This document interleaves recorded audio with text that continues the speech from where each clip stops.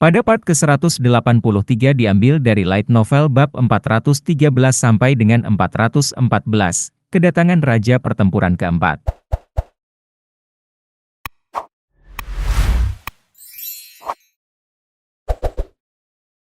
Kakek. Suara Dante tidak terdengar nyaring. Mungkin karena dia baru bangun tidur dan tidak punya tenaga. Suasananya sangat sunyi sehingga Jin hampir tidak bisa mendengarnya meskipun berada di sisinya. Namun, Ron menoleh pada panggilan samar itu. Pandangannya tertuju pada dinding luar. Tempat Dante dan Jin berada. Kakek. Dia tersenyum. Ron tersenyum sambil memandang cucunya. Meski berlumuran darah di sekujur tubuhnya. Sepertinya tidak semuanya adalah darah Ron. Brak tidak diragukan lagi adalah salah satu tokoh terkuat di dunia. Jadi saya memperkirakan pertarungan ini akan cukup mengesankan. Tetapi saya tidak percaya Sir Ron mengalami cedera sebanyak itu. Rasanya tidak nyata sama sekali saat Jin melihat Ron terluka secara langsung. Kecuali Chiron, Ron adalah salah satu pesaing teratas dalam hal individu terkuat di dunia. Selain itu, luka berat tampaknya tidak terlalu parah. Apakah berat lebih kuat dari Ron? Itu tidak masuk akal. Jin telah mendengar banyak sekali cerita heroik dan pujian tentang Ron dari kehidupan sebelumnya. Sedangkan berat adalah seseorang yang baru dia temui di kehidupan ini. Dia sudah lama menyadari bahwa berat adalah lawan Rosa. Tapi hanya itu yang dia tahu. Tentu saja, berat sepertinya bukan sosok yang terkenal dalam hierarki dunia manusia. Tampaknya Ron dan Berat pun bertemu untuk pertama kalinya. Tenanglah, Dante. Dante berjuang ketika dia mencoba menemui kakeknya. Tetapi dia sangat kelelahan sehingga yang bisa dia lakukan hanyalah bergulat. Tapi, kakek, kita berada di kastil Kaisar Pedang. Dan ksatria di sana itu adalah Ron Hairan, ksatria terbaik di dunia. Apakah menurutmu kakekmu akan kalah di sini? Ron Hairan dikalahkan oleh seseorang di tengah kastil Kaisar Pedang. Itu adalah pemandangan yang tidak terbayangkan oleh siapapun. Hal seperti itu tampaknya mustahil kecuali Ran Kandel atau Zip-Play melancarkan serangan gabungan. Bahkan jika Kaisar Vermont memimpin pasukan besar dan turun tangan secara pribadi. Ada banyak keraguan tentang apa yang bisa dia lakukan terhadap kastil Kaisar Pedang yang dijaga oleh Ron. Dunia ini sangat luas. Bahkan jika Berat lebih kuat dari Ron, itu tidak sepenuhnya tidak masuk akal. Namun, Jin punya firasat ada sesuatu yang lebih terlibat. Dia menenangkan hatinya yang terkejut dan dengan tenang mengamati medan perang lagi. Bentuk tembok luar dan bangunan yang runtuh tidak terlihat familiar. Permukaan yang ditebas terlalu kasar untuk sesuatu yang telah dihancurkan oleh energi pedang. Sepertinya ada raksasa yang menghancurkannya secara acak. Tentu saja, hal ini dapat dijelaskan sebagai pecahan energi yang berterbangan ke segala arah ketika energi pedang bertabrakan. Atau bangunan dapat hancur karena gelombang kejut. Namun penjelasan itu saja tidak cukup. Sebagian besar puingnya tampak hangus. Jin menatap ke langit. Grenilla. Grenille, kapal perang udara Kinselo. Asap tebal mengepul dari garis depan meriam Grenille. Apakah Sir Ron mundur karena dia mencoba menghentikan tembakan meriam itu? Pada saat itu, mana mulai menumpuk di meriam seolah-olah sebagai respons terhadap pikiran Jin. Meretih. Sambaran petir besar terbentuk di meriam, bahkan dari sudut pandang Jin. Sungguh mengejutkan bahwa petir seperti itu dapat terjadi tanpa peringatan. Ini adalah kegilaan. Tepat sebelum meriam ditembakkan, Jin buru-buru mengangkat perisai pelindung. Kuah! Meriam itu mengeluarkan sambaran petir yang sangat besar. Cahaya yang menyilaukan lebih terang dari siang hari. Dan gelombang kejut yang menyebar dari meriam tidak hanya menembus awan tetapi juga menghantam tanah. Dan energi pedang tak berbentuk yang tak terbayangkan yang tidak terlihat dengan mata telanjang menghalangi tembakan meriam. Itu adalah energi pedang Ron Hairan. Fungsinya untuk menghancurkan tembakan meriam sebelum mencapai tanah. Tembakan meriam itu dihancurkan oleh energi pedang. Dan puing-puingnya mendatangkan malapetaka di kastil Kaisar Pedang. Memancarkan cahaya biru yang tidak menyenangkan.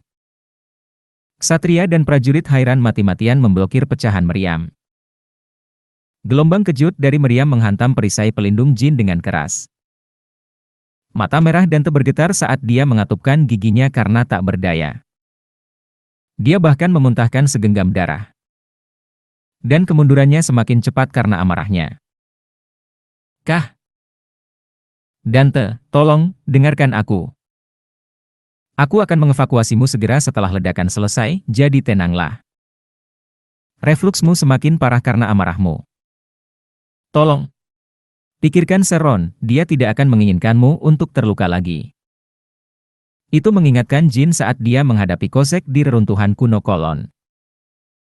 Dia dapat mengatakan dengan pasti bahwa kekuatan kapal perang Grenille tidak ada bandingannya dengan Kosek saat itu. Pada kesempatan itu, Talaris sendirian memblokir sebagian besar tembakan meriam.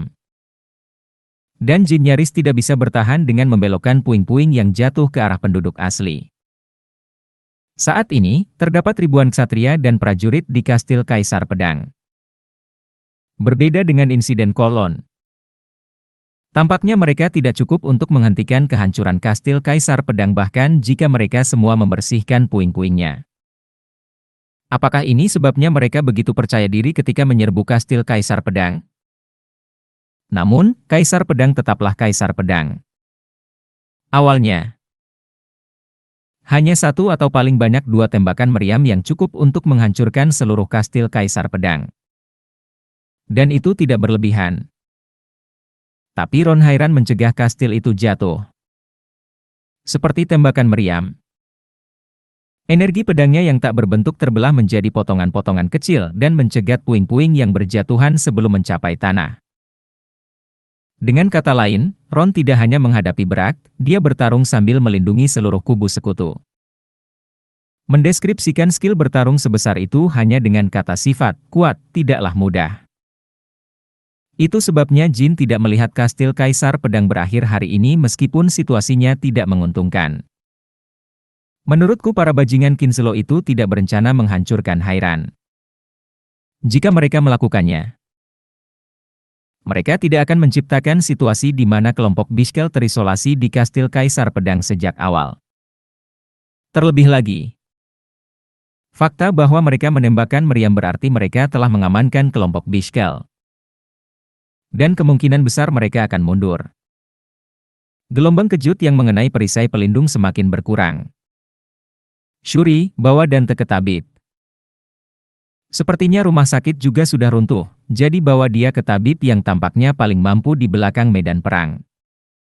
Meong, kata Jin sambil mengikat Dante di punggung Shuri. Dante hampir tidak punya tenaga lagi. Tepat sebelum Shuri melangkah, Jin dengan kuat meraih bahu Dante. Pertarunganku adalah pertarunganmu, dan pertarunganmu adalah milikku. Hari ini, aku akan bertarung atas namamu. Aku tidak akan pernah membiarkan para bajingan itu pergi, jadi kendalikan dirimu. Dante membalasnya dengan mengedipkan mata merahnya. Tatapan Jin berubah dingin saat Shuri mulai bergerak melompat dari dinding luar. Pedang Ron dan Brak berbenturan lagi setelah ledakan berakhir. Akan lebih baik jika kamu mengikuti saranku dan pindah keluar. Ron Hairan, tumpukan mayat terbentuk hari ini karena kamu. Ron mengacungkan pedangnya, Rashid, tanpa mengucapkan sepatah kata pun. Namun, bukan karena kekuatannya yang luar biasa sehingga dia tidak bisa merespons. Dia tidak punya apapun untuk dikatakan kepada binatang yang tidak tahu apapun tentang kehormatan.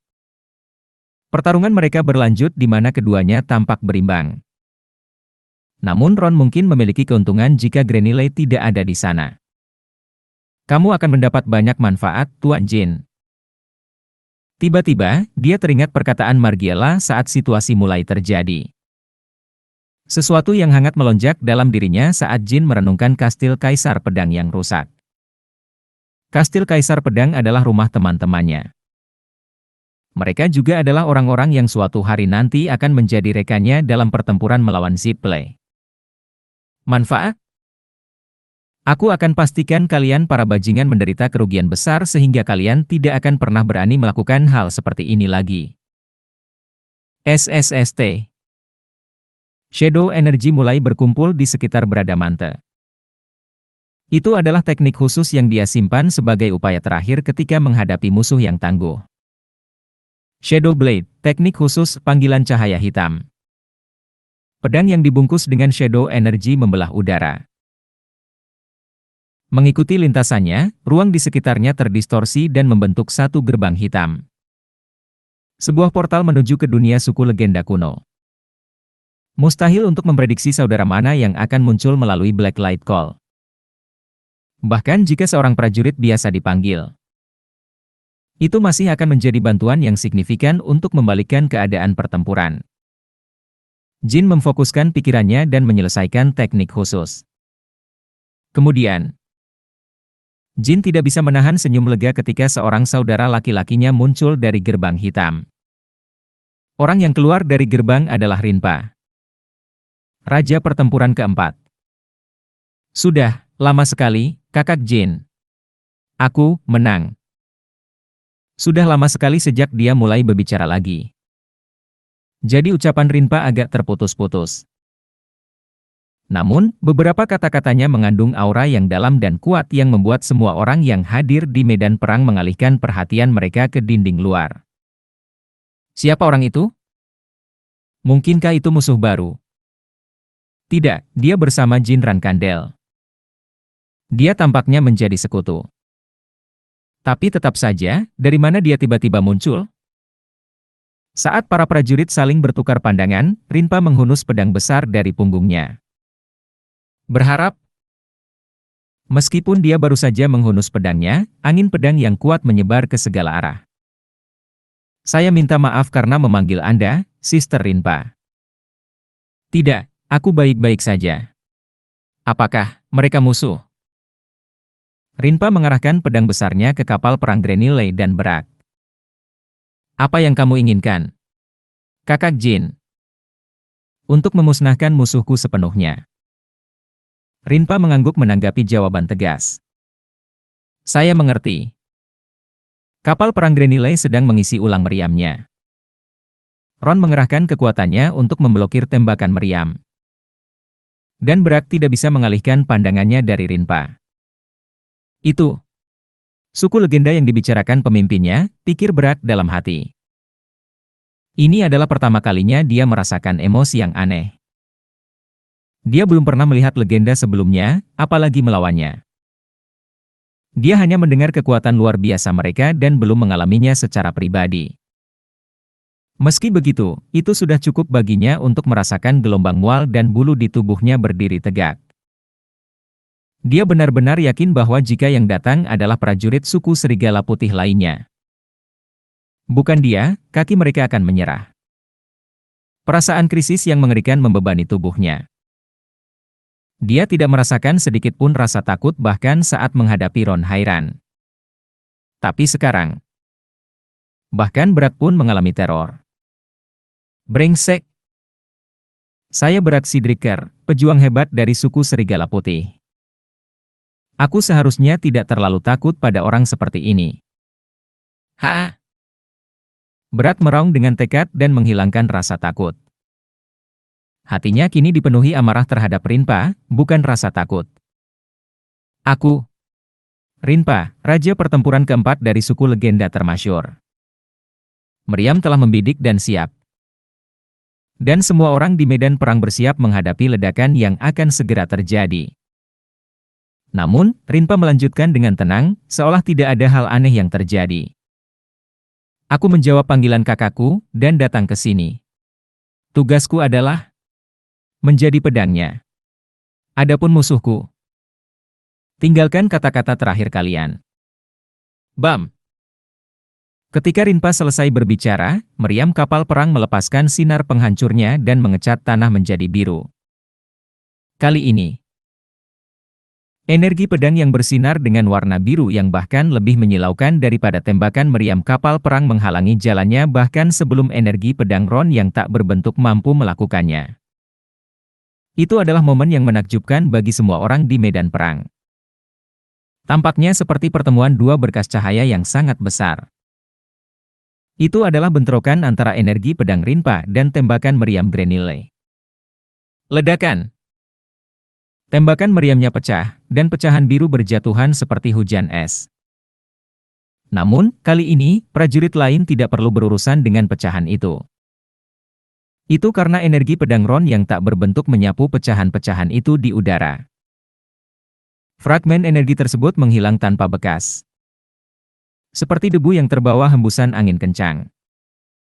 Joe tidak bisa menahan diri untuk tidak berseru ketika menyaksikan ini. Ya Tuhan, apa yang terjadi?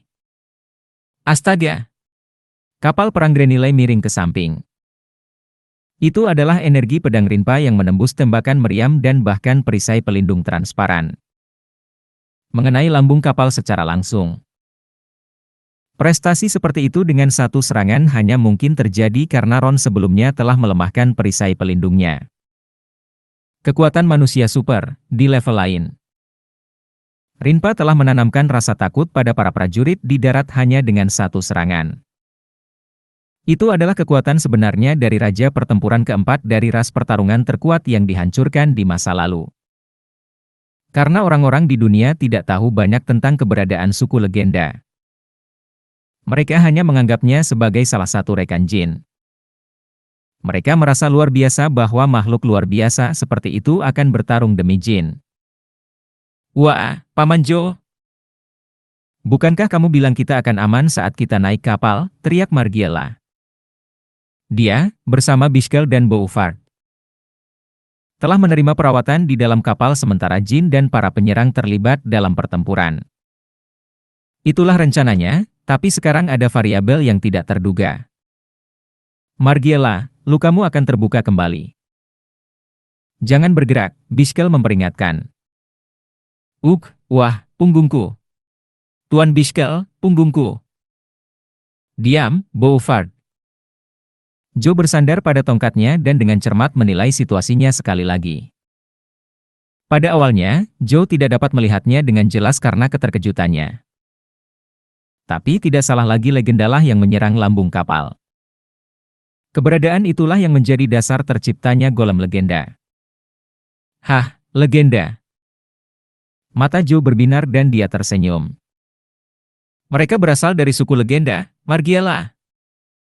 Setelah kita mendapatkan sampelnya, aku pasti bisa menciptakan golem hidup yang sempurna. Gedebuk. Sekali lagi, gelombang kejut bergema di dalam kapal. Kali ini, itu adalah hasil dari energi pedang tak berbentuk Ron yang mengenai bagian depan. Karena perisai pelindungnya belum sepenuhnya rusak. Ia belum sepenuhnya menerima kekuatan energi pedang tak berbentuk, namun tetap saja, kekacauan terjadi di dalam kapal. Margiela! Punggungku, punggungku. Kita perlu mengamankan sampel. Di tengah seruan reflektif, sesuatu yang aneh terbang ke arah depan. Pada pandangan pertama, mereka tampak seperti batu yang muncul dari tanah di tengah penembakan energi pedang. Tapi anggota Kinslow di kapal bisa melihat mata yang berkedip di dalam. Itu adalah Rinpa. Dia melompat dari dinding luar untuk mencapai bagian depan kapal Grenille dalam satu lompatan. Dinding tempat dia melompat tidak dapat menahan kekuatannya dan hancur. Anggota Kinslow menahan napas, dan saat berikutnya, mereka menghadapi pedang besar Rinpa. Seolah-olah seekor binatang raksasa dari mitologi telah menggunakan cakarnya. Lintasan pedang besar yang terhunus di udara lebih besar dari Grenille sendiri. Menabrak. Energi pedang biru menembus lambung kapal. Dalam sekejap, sikap Grenille memburuk. Dan mesin rumit yang menghiasi permukaan kapal hancur. Membuat puing-puing berjatuhan seperti debu. Gedebuk. Rinpa mendarat di tanah, dan lubang setengah lingkaran yang dalam terbentuk. Sebelum getarannya hilang, dia melompat lagi, mengincar bagian bawah kapal. Bahkan Black Knight Barton menggunakan energi pedangnya untuk terbang. Tapi Sister Rinpa, dia hanya melompat dan membubung. Jin kagum. Jin mengetahui dari pelatihannya di Lavrarosa bahwa Rinpa adalah salah satu raja pertempuran terkuat. Namun, ini adalah pertama kalinya dia melihatnya melepaskan kekuatannya sepenuhnya. Tiba-tiba, dia teringat bagaimana dia pertama kali mengejek latihan diam Rinpa. Jin merasakan vertigo memikirkannya lagi. Astaga! Lubang lain muncul di bagian bawah kapal saat pedang besar Rinpa menghantamnya. Tidak ada yang istimewa, dorongan sederhana telah menyebabkan retakan di lambung kapal. Dan saat Rinpa hendak mendarat lagi, badai yang terdiri dari petir tiba-tiba meletus dari Grenille. Itu bahkan lebih ganas dari meriam neraka yang ditembakkan beberapa saat yang lalu. Rinpa tersapu badai petir dan tidak bisa mendarat sesuai rencana. Pukulan tak terduga menimpa Rinpa ketika dia tidak berdaya di udara. Dan semua orang di medan perang yang menyaksikan adegan ini memikirkan satu hal. Apakah rekan Jin akan baik-baik saja saat mereka keluar dari badai itu? Menurut akal sehat mereka, hal itu tampaknya agak sulit. Mengingat kehebatan bertarung Rinpa, dia mungkin bisa melarikan diri, tapi kecil kemungkinannya dia akan muncul tanpa cedera. Petir yang tak terhitung jumlahnya sepertinya melingkari kapal perang Grenille. Seluruh kastil Kaisar Pedang memandikan cahaya biru terang. Dan bayangan orang-orang di tanah memanjang. Di tengah-tengah ini, pedang Ron dan Brak saling beradu. Ron sudah kembali tenang. Tapi dia tampak agak lelah karena melindungi seluruh kastil selama ini. Namun, rasa lelahnya tidak mengurangi keagungan permainan pedangnya.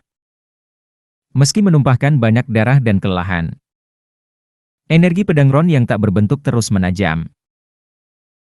Jin terus mengamati medan perang dari tembok luar, dan, tentu saja, dia tidak mengkhawatirkan Rinpa, yang terjebak dalam badai petir. Aku tidak tahu mereka punya alat serangan seperti itu selain meriam. Orang gila ini, hanya akan memprovokasi Sister Rinpa. Badai petir mulai mereda. Dan bertentangan dengan ekspektasi semua orang. Rinpa mendarat di tanah tanpa goresan sedikit pun. Kata-kata pertamanya saat mendarat adalah ini. Meniru, kekuatan kita, mereka, tidak menyenangkan. Petir yang berkumpul di sekitar pedangnya memancarkan cahaya yang lebih tajam. Rinpa tidak melompat ke arah Grenille tetapi mengarahkan pandangannya ke arah Ron dan Brak. Karena kapalnya sudah rusak hingga tidak bisa berfungsi dengan baik. Dia menganggap melenyapkan musuh di darat sebagai prioritas. Suku Serigala Putih. Sejujurnya, sejak pertama kali dipanggil, Rinpa merasa diserbu sensasi aneh setelah mencium aroma khas suku Serigala Putih. Rasanya seperti menemukan mainan lama yang terlupakan. Brak, yang merasakan tatapannya, menjauhkan diri dari Ron. Pada titik ini, Brak juga terengah-engah dan susah payah. Kamu juga masuk. Aku akan menghadapi keduanya sekaligus. Brak berbicara dengan suara tegas. Gelar, prajurit hebat suku Serigala Putih, tidak mudah didapat. Sama sekali tidak mudah untuk menekan rasa takut absolut yang terpatri dalam darah seseorang selama ribuan tahun. Yang dikenal sebagai suku legenda, hanya dengan kehendak. Di antara generasi Beastmen saat ini, hanya ada sedikit yang bisa mengerahkan kemauan untuk mengatasi rasa takut itu. Dari sudut pandang Brak, mengatakan dia akan menjaga Rinpa bukanlah sebuah gertakan. Dia memiliki keyakinan mutlak pada kekuatannya sendiri. Seperti prajurit lainnya yang telah mencapai puncak. Tapi dari sudut pandang Rinpa, itu tidak ada bedanya dengan gonggongan anak anjing. Kamu selalu menggonggong ketika kamu takut, baik dulu atau sekarang. Meskipun kamu tampaknya lebih baik dari rata-rata prajurit suku Serigala Putih. Rinpa dan Ron menyerang Brak secara bersamaan. Tidak ada cara untuk menghindarinya. Brak berdiri kokoh melawan dua pedang. Tapi tanah tempat dia berdiri tenggelam sepenuhnya. Aku tidak tahu siapa kamu, tapi berkat kamu, para ksatriaku bisa istirahat. Jika pertarungan ini adalah duel 1 lawan 1 yang terhormat, Ron tidak akan pernah mengizinkan Rinpa untuk bergabung. Namun, bagi Ron, pertempuran ini hanyalah tentang memukul mundur kelompok teroris yang menyerang kastil Kaisar Pedang dan mengendalikannya. Tidak perlu mempertimbangkan kehormatan saat berburu binatang. Terima kasih saudaraku. Lagi pula, ku tidak akan mengingat kejadian hari ini. Inilah alasan pertama mengapa Jin tidak mau memanggil saudara-saudaranya. Padahal masih banyak lagi. Makhluk yang diwujudkan melalui panggilan cahaya hitam lebih seperti penjaga yang terdiri dari bayangan dan kekuatan jiwa daripada pemanggilan tradisional. Mereka akan melupakan apapun yang mereka alami selama berada di dunia manusia ketika jiwa mereka kembali ke Lavrarosa. Jin merasa merupakan tindakan yang memalukan jika memanggil saudara-saudaranya yang telah binasa dan dilupakan. Apakah Jin Rankandel saudaramu? Ron tidak secara pribadi menyaksikan keluarnya Rinpa dari gerbang hitam saat dia sibuk berurusan dengan Brak dan mempertahankan kastil Kaisar Pedang sendirian. Ya, benar. Saya akan mengucapkan terima kasih setelah pertempuran selesai. Beraninya kamu saat aku berada tepat di depanmu.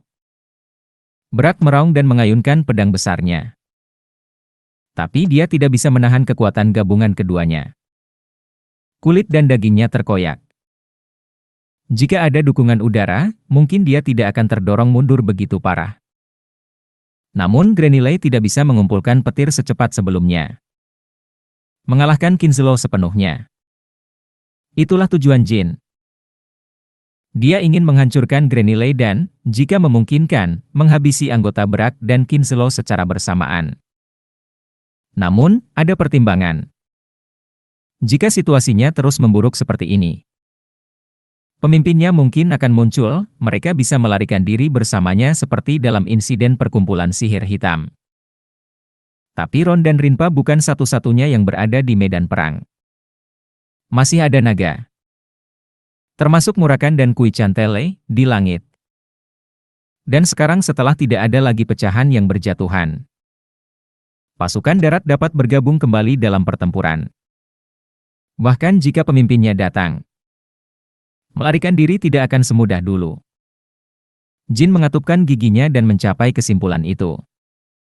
Pada saat itu, tiba-tiba, potongan, pecahan logam, berkumpul di depan Grenilei. Murakan, yang merasakan potongan logam itu, mendarat di samping Jin dan mengungkapkan energinya. Jin. Itu dia. Ya, aku tahu dia akan datang. Dia bukan orang yang duduk diam. Murakan menyipitkan matanya dengan ekspresi tidak senang. Untung. Jin punya waktu untuk pulih dan menyiapkan mantra khusus sebelum portal dimensi pemimpin selesai. Ayo kita tangani dia, Murakan.